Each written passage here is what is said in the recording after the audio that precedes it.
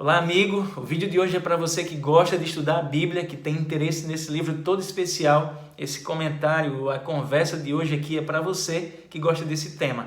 O assunto de hoje que nós vamos tratar, abordar aqui nessa conversa é sobre a tradução da Bíblia para a nossa língua, o português. Vamos pincelar aí alguns pontos que achamos importantes na história para que tenhamos uma compreensão e o assunto de hoje sirva como uma sementinha aí para você buscar saber mais sobre esse assunto. O ponto alto desse vídeo vai estar lá no finalzinho. Vai ser o que os homens que passaram aí por esse trabalho árduo de tradução, o que eles ouviram lá no finalzinho? Na verdade, o que eles receberam lá no finalzinho? Então esse é o ponto alto do nosso vídeo. Fica até o fim que vai valer a pena.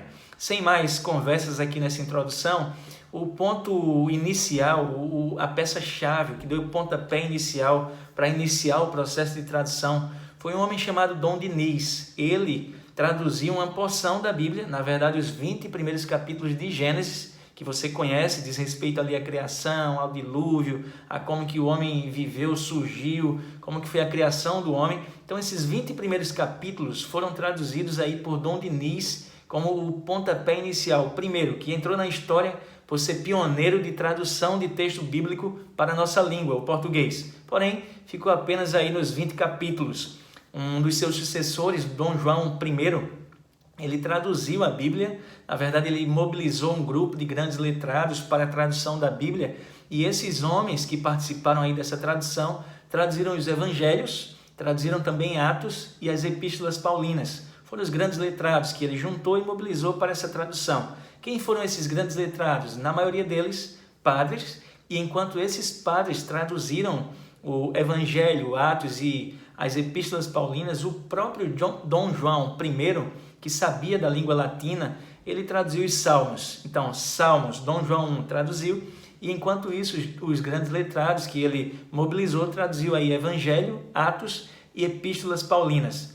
É importante notarmos aqui que o texto base, a Bíblia base para essa tradução era a Vulgata Latina. Então, Dom Diniz conhecia do latim, Dom João conhecia também do latim, e eles mesmos tomaram essa iniciativa de traduzir e contratar, na verdade, agregar outros homens para participar desse processo de tradução. Em seguida, Dom João I, a sua neta, filha de Dom Pedro, a infanta Filipa, ela traduziu dos francês, da língua francesa, os evangelhos, os 4 evangelhos. Então ela também teve aí participação para trazer a Bíblia, porções da Bíblia para o idioma português. Depois de Filipa, um senhor chamado Frei Bernardo de Alcobaça traduziu o livro de Mateus, no século XV, e porções, trechos de outros evangelhos. Vale a gente notar aqui que ainda não existia imprensa e todo esse trabalho era feito de manual, à mão, à escrita. E aí a gente já imagina o trabalho. Se um texto borra, perde tudo, começa de novo. Foi um processo árduo para esse processo de tradução para a nossa língua. Em seguida ao Alcobaça, ao Bernardo, Frei Bernardo de Alcobaça, surgiu aí um homem chamado Valentim Fernandes. Ele traduziu os evangelhos, aí agora já após imprensa, que com a descoberta de Johannes Gutenberg, o alemão que fez aí a imprensa, já com a facilidade da imprensa e patrocinado pela dona Leonora, a esposa de Dom João II, ele traduziu aí os 4 evangelhos, uma obra chamada De Vita Christi, a vida de Cristo aí nos evangelhos. Ele traduziu já patrocinado por dona Leonora. 5 anos após a descoberta do Brasil, a própria dona Leonora patrocinou para que esse mesmo autor, tradutor, o Fernandes, o Valentim Fernandes, traduzisse também Atos e as epístolas universais, Tiago, Pedro, João e o próprio Judas. E aí a gente percebe que essa obra já foi um pouquinho mais divulgada pelo fato da ajuda da imprensa. Para o texto em português também, em 1566, foi lançada uma gramática da língua hebraica e o texto base para estudo do hebraico era o livro de Obadias. Então, parte do Antigo Testamento já começou a surgir aqui como textos traduzidos para o português. 2 padres, um jesuíta, o Luiz Brandão, traduziu aí os evangelhos, os 4 evangelhos, e um outro, o Antônio Ribeiro dos Santos, ele traduziu Mateus e Marcos como uma obra muito bem elaborada. E aí surge aí conclui, na verdade, o bloco inicial que traduziram aí homens que traduziram a Bíblia para a língua portuguesa. A verdade é que a gente começa a se perguntar quanto trabalho, o que esses homens receberam de recompensa, eles foram pendurados aí como grandes heróis. Na verdade, a gente precisa dizer aqui que eles não receberam esse retorno.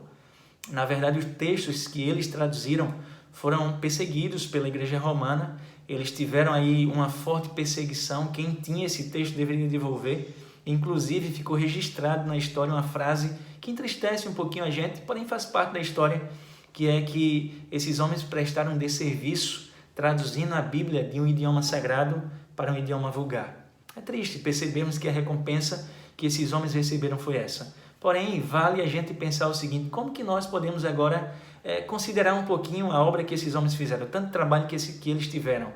Eles sabiam latim. O Dom Diniz sabia, o Dom João sabia, a Dona Leonora provavelmente sabia, mas qual que era o interesse maior para eles traduzirem a língua do latim, do francês, para o português? Era que homens que não dominavam essa língua, eles tivessem acesso ao livro sagrado. Sabe como que hoje eu posso honrar a memória desses homens?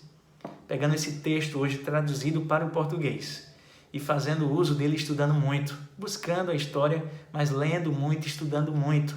Nós concluímos aqui esse bloco de hoje. Um homem que surge agora é o João Ferreira de Almeida. Nós vamos falar sobre João Ferreira de Almeida em um outro momento. Ele foi o primeiro a traduzir aí a porção completa da Bíblia. Na verdade, é um detalhe que ele faleceu antes, porém ele tomou essa iniciativa aí de traduzir para o português completo, o texto completo. Então, sobre esse assunto, nós vamos falar em outro momento. Deus te abençoe, faça bom proveito aí do estudo da Bíblia. Espero que esses tópicos que tratamos aqui tenham sido uma semente para você buscar muita informação ainda sobre esse assunto. Fica aí um abraço, Deus te abençoe mais uma vez.